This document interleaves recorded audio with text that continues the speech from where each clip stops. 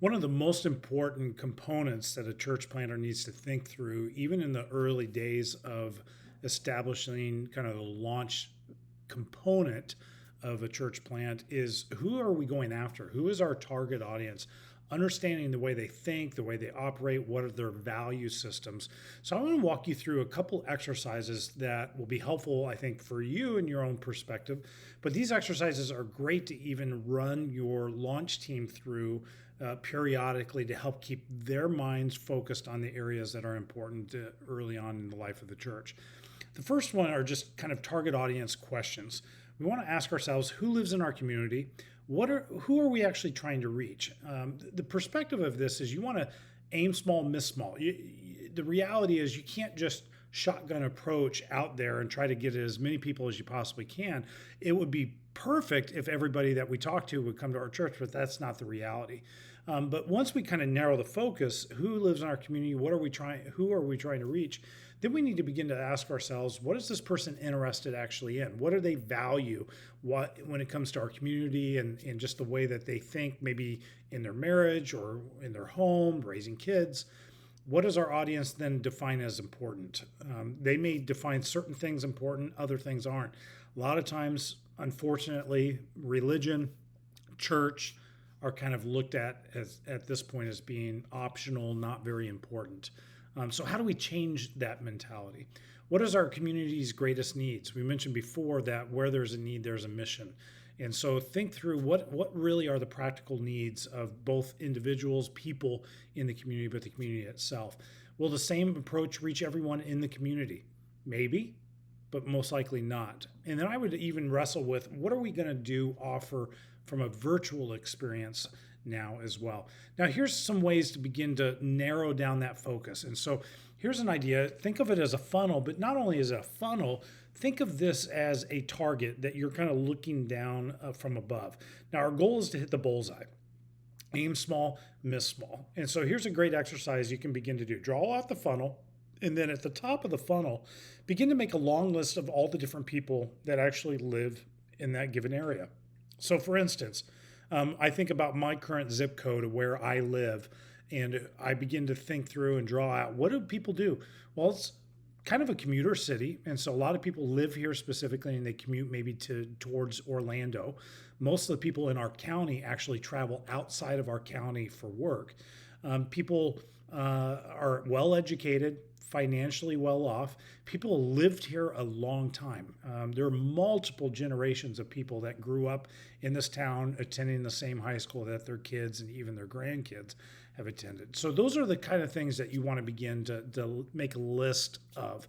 And then you want to summarize kind of 4 or 5, like if we were to summarize 4 or 5 points of who lives in our area, how would we summarize that?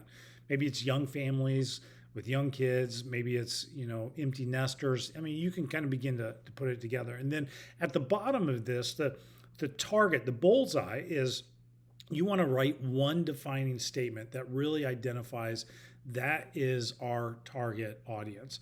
It was interesting. I was meeting with a pastor a few years ago that is pastoring a very large church in a very rural community.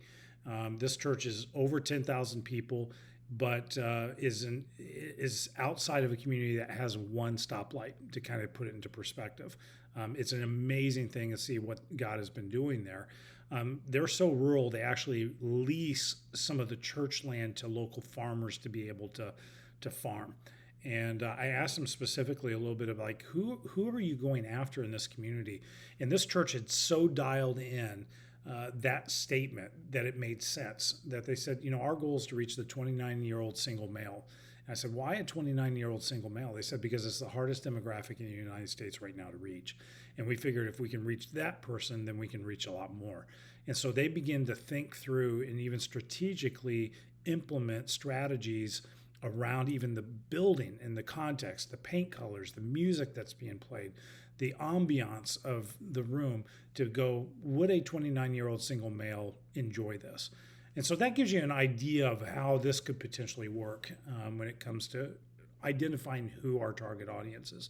The second is you want to begin to identify what are their value systems. So once you've created kind of that statement, kind of going, that is who our target audience, that's who we're best equipped to go after in this community. Write them up at the top, and then begin to identify what are their values.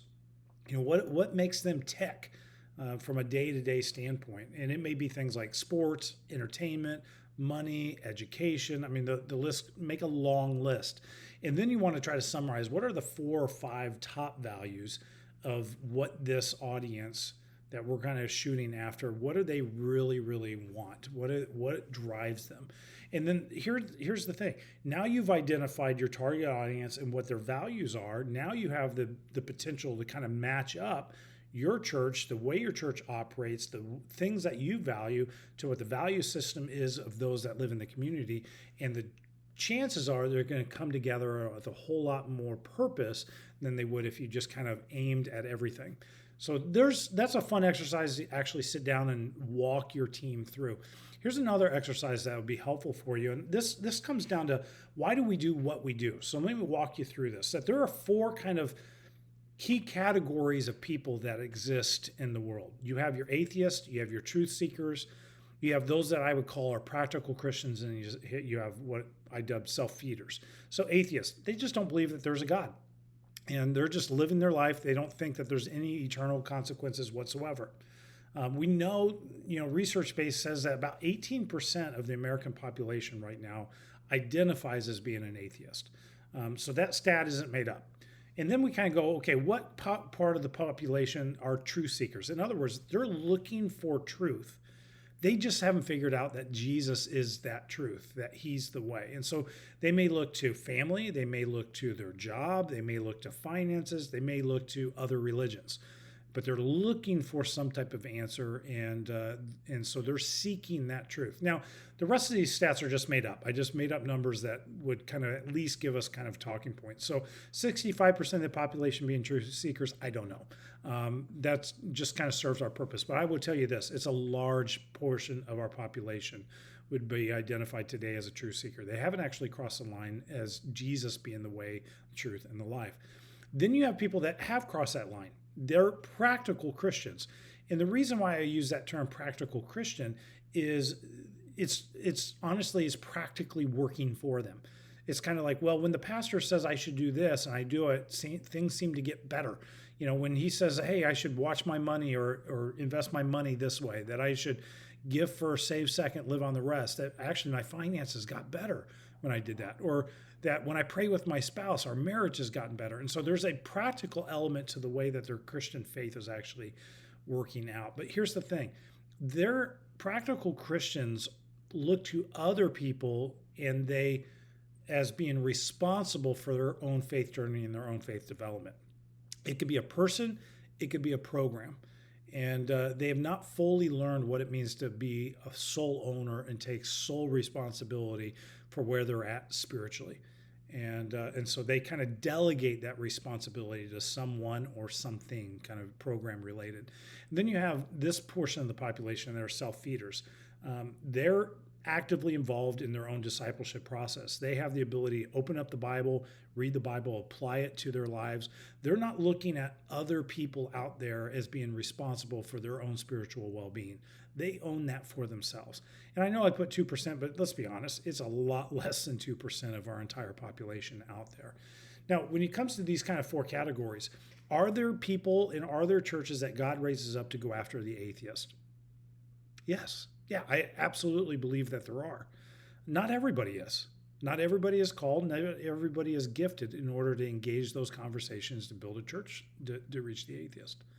What about, are there people that God has kind of called and wired to just spend time with the self-feeders? Yeah, there are. Again, I don't think that is a major call, and I don't think that is the normal call across the board. But when you think about it from a pure business standpoint, it's really easy to connect with the true seeker and the practical Christians in what we do in the same thing. In other words, let's say you're crafting a sermon. It's impossible. I don't care how good of a communicator you are. It is impossible to connect to all 4 of those groups in a 130-minute sermon. You can't connect to both the atheist, the practical Christian, and the self-feeder. I think the very, very best communicators in the world can maybe hit 2 of these categories in one sermon, but you can't jump over other ones. And so you might be able to craft something that hits the practical Christian and the self-feeder together. But the reality is, when you look at it from a pure business standpoint, if you were to create a business plan, it is easy. The two largest portions of the population would fall into that truth seeker and practical Christian element. And we can connect to both of those groups easily in the same sermon or in the same programming in our communication style. Now, here's the thing. You need self-feeders. Absolutely do. You need to have them help you be engaged on mission. Do they give? Yes. But we don't need to cater to them because they're not looking to you or a specific program for their own spiritual well-being. And so we have to learn to engage them and invite them to help us carry out the mission. What is the mission? Well, the mission is along this timeline.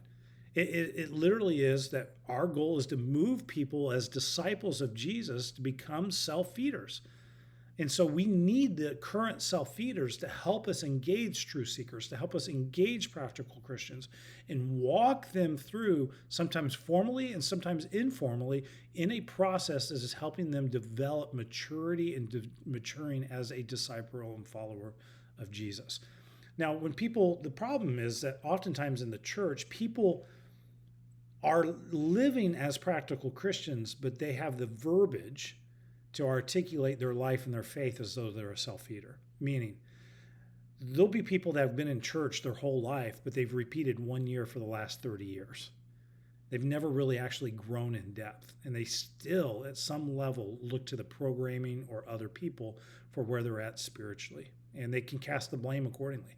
Anytime somebody comes to you and says, well, I just can't worship with that music, what they are honestly doing is they're identifying themselves as being a practical Christian. A self-feeder can worship in any context. They can find what's good, and they'll find a moment to be able to worship the Lord in that. And so that will hopefully be a helpful exercise to you as you begin to craft, thinking through how are we communicating? How are we marketing? How are we developing our website? How are we preaching and even putting together our worship services? Who has God called you to go after? And let me encourage you, courageously take those steps and go after them with everything that you have. And let's see, as a result, the kingdom of heaven made richer and hell made poor.